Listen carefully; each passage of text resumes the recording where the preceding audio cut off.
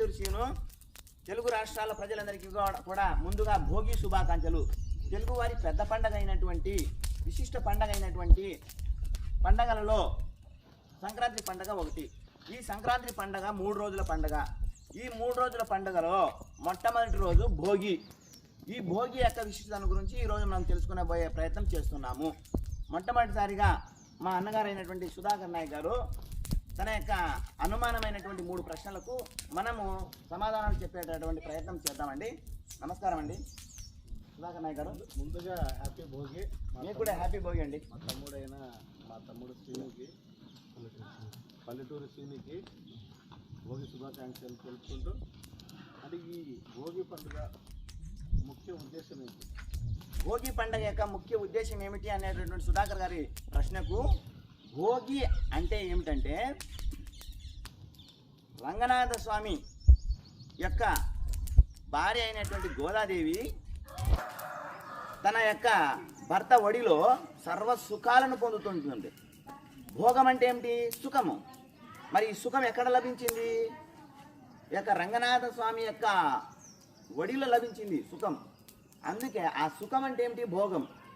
ఈ భోగము ఎక్కడ లభించింది? రంగనాథ స్వామి యొక్క ఒడిలో లభించి కాబట్టి దీనికి భోగం అనేటటువంటి పేరు వచ్చింది, భోగి అనేటటువంటి పేరు వచ్చిందండి.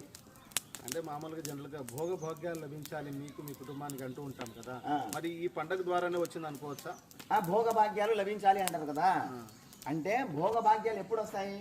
ఏదైనా కానీ ఒక కష్టాలు, చెడు దృష్టి, బాధలు ఇవన్నీ ఎప్పుడైతే పోతాయో అప్పుడు మనకు సుఖాలు లభిస్తాయి. అంటే మన ఆలోచనలు కావచ్చు, మన పాత వస్తువులు కావచ్చు, పాత ఆలోచనలు కావచ్చు, ఇవన్నీ కూడా ఆ భగభగమండేటటువంటి మంటల్లో అగ్నికి ఆహుతి చేస్తూ మనము కొత్త రోజులు రావాలి, వెలుగు రోజులు రావాలి, చీకటి రోజులు పోయి వెలుగు రోజులు రావాలి అనే ఉద్దేశంతో ఈ పండుగను జరుపుకుంటామండి. ఇంకొకటి, మరి మంటలు ఎందుకు వేస్తామో అనే మీ అనుమానం ఉండొచ్చు. ఈ మంటలు ఎందుకు వేస్తామంటే సూర్యుడు మామూలుగా మన సంవత్సరానికి 2 ఆయనాలు ఉంటాయండి, ఉత్తరాయణము, దక్షిణాయనం అని. దక్షిణాయనంలో సూర్యుడు భూమికి దూరంగా తిరుగుతూ ఉంటాడు.